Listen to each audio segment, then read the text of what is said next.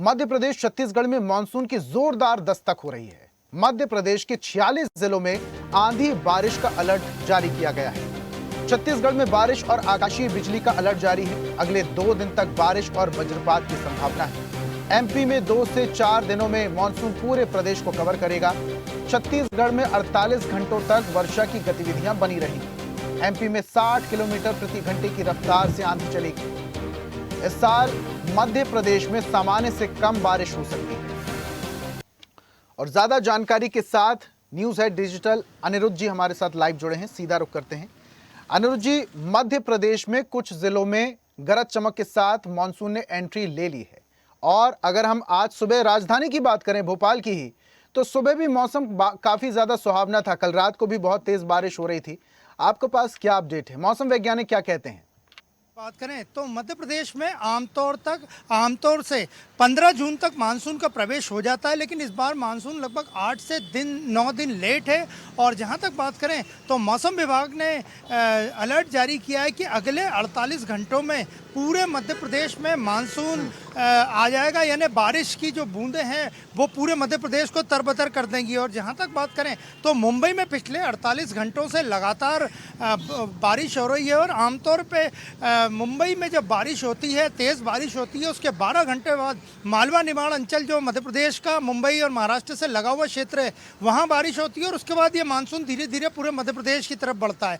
तो मुंबई में पिछले 48 घंटों से बारिश हो रही है। इसका असर सीधे खंडवा, बुरहानपुर जो महाराष्ट्र से लगे क्षेत्र है वहाँ भी देखने को मिला है। वहाँ कुछ हल्की फुल्की बूंदाबांदी हुई है। और मौसम विभाग ने जो अलर्ट जारी किया है कि अगले 48 घंटों में मानसून पूरे मध्य प्रदेश में आ जाएगा। 15 से 20 किलोमीटर प्रति घंटे की रफ्तार से आंधी चलेगी और मानसून की जो बौछारें हैं पूरे मध्य प्रदेश को तरबतर कर देंगी। बिल्कुल आऊंगा वापस से मैं आपके पास। जरा छत्तीसगढ़ का हाल भी जान लेते हैं। छत्तीसगढ़ से हमारे साथ प्रोविंस जुड़े हैं। प्रोविंस, मध्य प्रदेश में तो अभी अनिरुद्ध जी जानकारी दे रहे हैं कि 48 घंटे का अलर्ट जारी किया है। 48 घंटे में झमाझम बारिश होगी और 1-2 दिन पहले से तेज बारिश होना शुरू भी हो गई है। छत्तीसगढ़ के मौसम वैज्ञानिक क्या कहते हैं? छत्तीसगढ़ में मानसून कैसे एंट्री ले रहा है? देखिए, छत्तीसगढ़ की बात करें तो छत्तीसगढ़ में मानसून का जो दस्तक है वो पहुंच चुका है, यानी कि मानसून ने दस्तक दे दी है। अगर हम मौसम विभाग की बात करें तो जिस तरीके से मौसम विभाग ने कहा है कि आने वाले 2 दिनों तक छत्तीसगढ़ के अलग अलग हिस्सों में गरज चमक के साथ हल्की बारिश होने की जो संभावना है वो मौसम विभाग ने जताई है।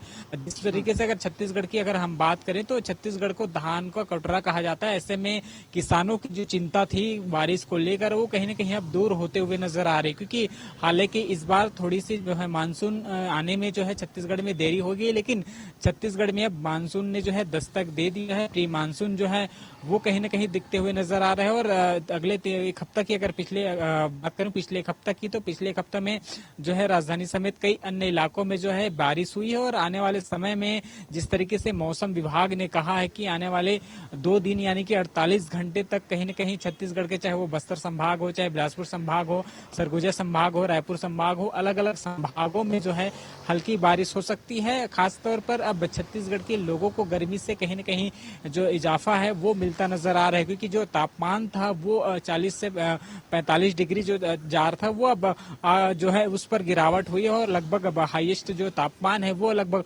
39 डिग्री के आसपास जो है दर्ज किया गया है। लेकिन अभी भी कहीं न कहीं उमस की गर्मी जो है उसका मार झेलना पड़ रहा है लोगों को। लेकिन जिस तरीके से मौसम विभाग की अगर हम बात करें तो मौसम विभाग ने साफ कहा है कि आने वाले 2 दिनों में छत्तीसगढ़ के अलग अलग हिस्सों में, चाहे वह राजधानी रायपुर हो, बिलासपुर हो, अलग अलग हिस्सों में जो है वो बारिश की चेतावनी जो है मौसम विभाग ने दिया है। तो कुल मिला के कहें तो छत्तीसगढ़ में जिस तरीके से मानसून के ने दस्तक दिया है और किसानों को इससे कहीं न कहीं लाभ मिलते हुए नजर आ गया। किसानों की जो खेती का जो सीजन है वो आ गया है। ऐसे में जो किसान है उसको राहत मिलते हुए नजर आएगा। साथ ही साथ आम लोगों को भी अब राहत मिलते हुए नजर आएगा, क्योंकि जो तापमान है उस पर गिरावट होते हुए नजर आ रहा है। देखिए, किसानों के चेहरे पर मुस्कान आना तो लाजमी था। पानी गिर चुका है तो बुआई का मौसम भी आ चुका है। अनिरुद्ध जी, मौसम जब जब करवट लेता है या मानसून एंट्री लेता है, उससे पहले प्री मानसून के दौरान तमाम जो सरकारी विभाग है, चाहे मैं बिजली विभाग की बात कर लूं, नगर निगम की बात कर लूं, उनकी तैयारियां शुरू हो जाती हैं। अगर भोपाल की ही बात कर लें तो कुछ ऐसे इलाके हैं, चाहे एमपी नगर की बात कर लूं, अशोका गार्डन, 80 फीट रोड, ये वो इलाके हैं जहां पर अक्सर जल भराव की स्थितियां देखने को मिलती है, पुराने भोपाल में भी। ऐसी कुछ तैयारियां प्रशासन और विभागों की तरफ से?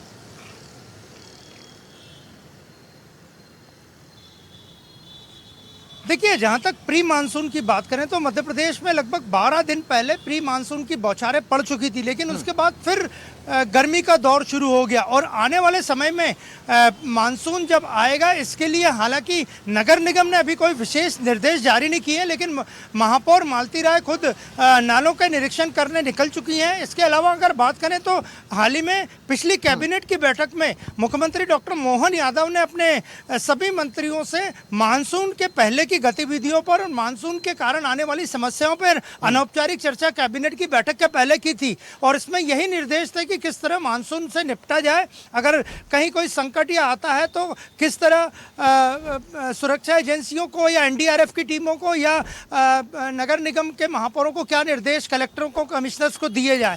तो भोपाल की बात करें तो भोपाल में भी लगभग सभी नालों की सफाई तो जिससे कि जल भराव ना हो नगर निगम ने कर ली है, लेकिन उसके अलावा कोई दूसरी ऐसी विशेष तैयारी नहीं है क्योंकि अभी तक भारी भरकम बौछारें नहीं पड़ी हैं, केवल 1 या 2 दिन आंधी चली थी। तो आने वाले समय में इसकी तैयारियां भोपाल नगर निगम और करेगा, लेकिन फिलहाल नालों की सफाई भोपाल में हो चुकी है। ठीक है, जरा रायपुर का हाल भी जान लेते हैं। प्रोविंस रायपुर में भी कुछ ऐसे इलाके हैं, भाटापारा की अगर मैं बात कर लूँ, शंकर नगर हो गया और भी बहुत सारे, मोवा की पास कर लूँ, तेली बांधा में जो तालाब है उसके ठीक सामने कई बार जल भराव की स्थिति बनती है। वहां पर साफ सफाई की व्यवस्था क्या है?